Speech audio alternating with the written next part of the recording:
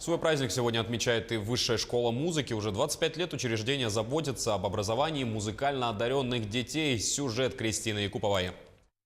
Детская музыкальная школа, музыкальное училище и консерватория. Все это один проект, который был создан в 1993 году по инициативе первого президента Михаила Николаева. Высшая школа музыки – это необычное по замыслу и воплощению образовательное учреждение, где воспитываются музыканты высшего уровня. Уже 25 лет, как в Якутии стартовал уникальный проект «Высшая школа музыки». Это по-настоящему успешный эксперимент, получивший всеобщее признание не только в Якутии, но и во всей стране. Самое главное, что сделала наша школа за 25 лет, это то, что она в определенной мере продвинула развитие республики вперед. 278 учащихся и студентов обучаются в школе на сегодняшний день. Подготовка музыкально одаренных детей проводится по 3 уровням – начальная, средняя и высшая. Показателем успешности школы являются победы воспитанников на различных конкурсах. За 25 лет многие воспитанники более 800 раз становились лауреатами и дипломатами конкурсов международного, всероссийского и регионального уровня.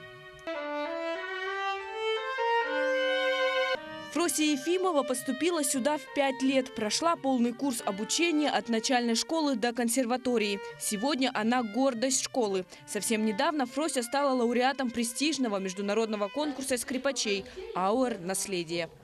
Конечно, были эмоции такие, вообще меня захлестывала буря чувств, так сказать.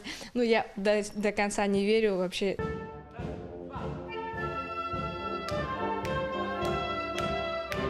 Также духовой оркестр школы летом этого года стал лауреатом Всероссийского фестиваля конкурса духовых оркестров в Международном детском центре «Артек».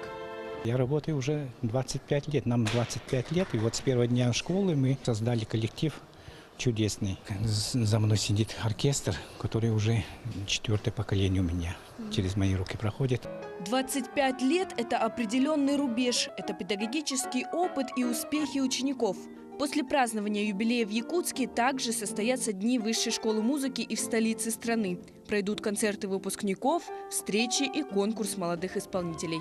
Кристина Якупова, Дилустан Иннокентьев, Якутск.